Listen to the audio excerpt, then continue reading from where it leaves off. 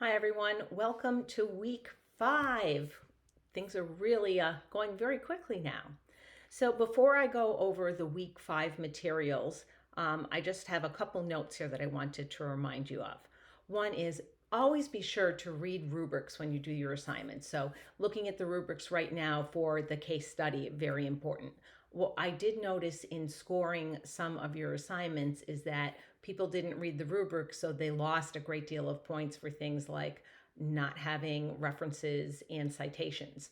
References and citations really show me that you're making, when you cite research to support your thinking, it shows me how you're making connections. So that's really, really important. The other thing is, I'm surprised nobody's asked me this, is why, when you've gotten a perfect score in an assignment, you're seeing a 99.99.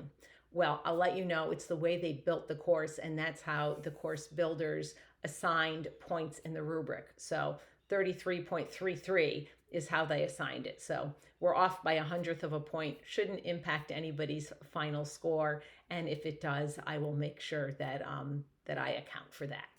So week 5, we are going to be talking about communication and early language. This week, you have a couple of articles to read. One having to do with the Connecticut Early Learning and Development Standards, and specifically about dual language learners, and some information about vision, hearing, and speech.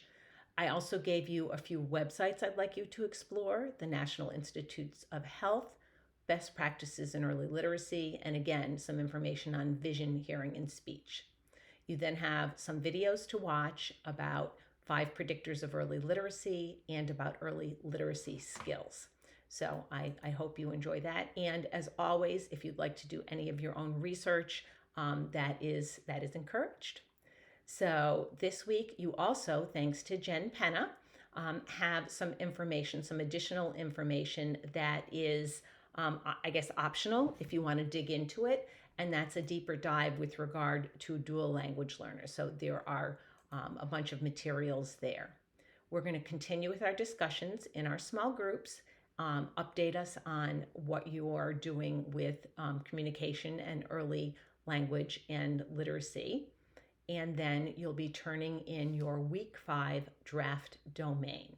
So you're really coming to the end of your chapters. Jen and I will comment on your chapters. And then you're going to be starting for next week for modules 6 and 7 to put them together. You're going to need to synthesize your results and develop your recommendations. You're going to need your introduction and your conclusion. And you will see that there are some examples of of the opening and closing chapters embedded into Blackboard in, I believe, in week 6 and in week 7. So here we go with week 5. If you have any questions or issues, please reach out to either myself or to Jen Penna. You'll notice that Jen has been following a small group in your course, and she is there for a resource just like I am. And see you for the optional meetups on Tuesday night if you're interested. And if anybody has any questions, feel free to reach out. Take care and have a great week.